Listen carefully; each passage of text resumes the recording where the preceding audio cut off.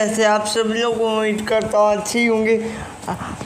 इस वक्त जो बांग्लादेश के अंदर चल रहा है वो तेजी के साथ बांग्लादेश से आने वाली कई सारी तस्वीरें सोशल मीडिया पर वायरल हो रही है। उन तस्वीरों में साफ साफ देखा जा रहा है कि बांग्लादेश के अंदर लगातार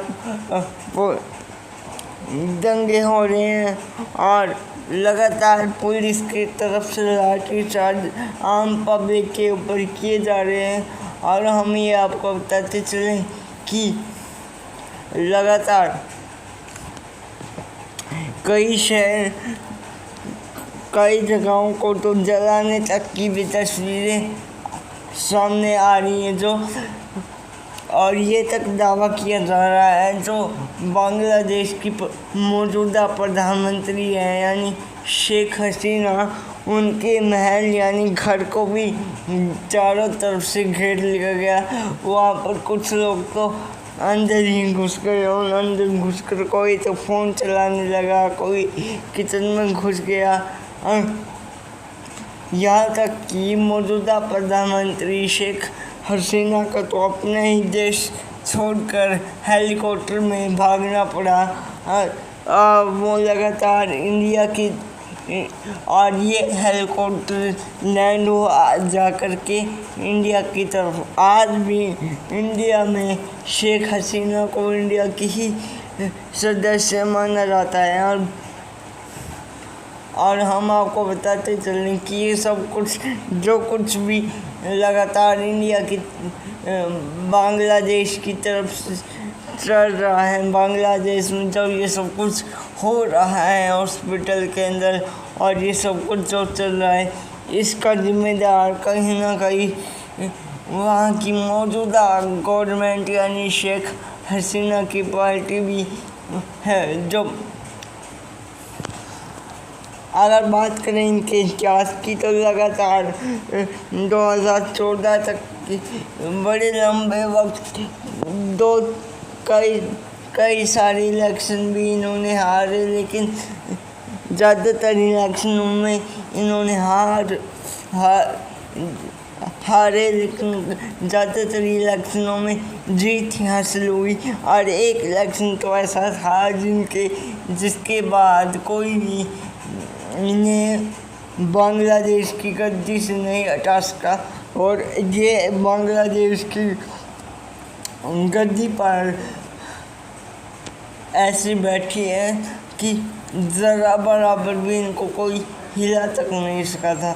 और हम ये आपको बताते चलें कि वहाँ की आर्मी ने भी शेख हसीना का साथ छोड़ दिया है। वहाँ की आर्मी भी ये कह रही है कि हम स्टूडेंट के साथ है। बाकी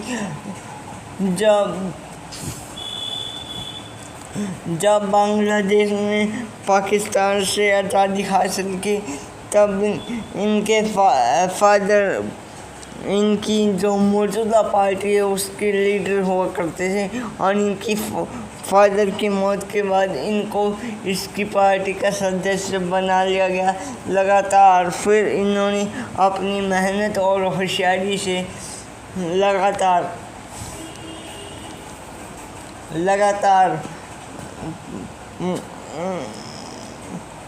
इस पार्टी को लगातार ऊपर ले जाने की कोशिश की और जिनमें काफ़ी हद तक ये कामयाबी रह चुकी थी। और हम ये आपको बताते चलें कि अभी जो ये बांग्लादेश के अंदर ये सब कुछ जो भी हो रहा है ये कहीं ना कहीं इस शेख हसीना की वजह से ही हो रहा है। क्योंकि बात ये है जो यहाँ का कोटा सिस्टम है उसी की वजह से ये सब कुछ बांग्लादेश के अंदर हो रहा है। और लगातार ये जो प्रदर्शन वगैरह ये मौजूदा हो रहे हैं और वहाँ की आर्मी ने भी अभी तक तो कह दिया है कि हम स्टूडेंट के साथ हैं, हम इन सभी के साथ खड़े हैं। तो वहाँ की जो मौजूदा प्रधानमंत्री है शेख हसीना को वहाँ की आर्मी की तरफ से वार्निंग दी गई थी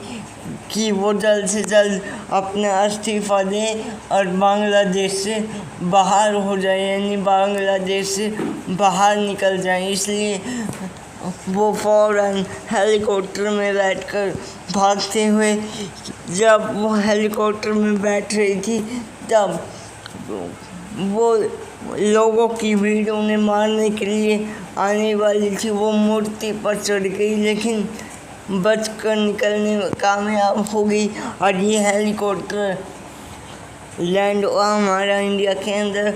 अब हो सकता है कि जब शेख हसीना है वो या तो इंडिया में ही रहे या फिर कहीं लंदन वगैरह कहीं दूसरे देश में या किसी और जगह पे चले जाए। लेकिन ये जो सब कुछ हो रहा है या आगे होने वाला है, इन सब की जिम्मेदार तो शेख हसीना ही है। और हम ये आपको बताते चलें कि अमेरिका भी कोशिश कर रहा था कि बांग्लादेश के अंदर अपनी एक एम्बेसी बना ले ताकि बांग्लादेश को हटा करके एक ऐसा देश बना जाए जो ईसाइयों का देश हो, जिससे अमेरिका भरपूर फ़ायदा उठाने की कोशिश कर रहा था। ये काफ़ी ज़्यादा मीडिया रिपोर्ट में दावा किया जा रहा है।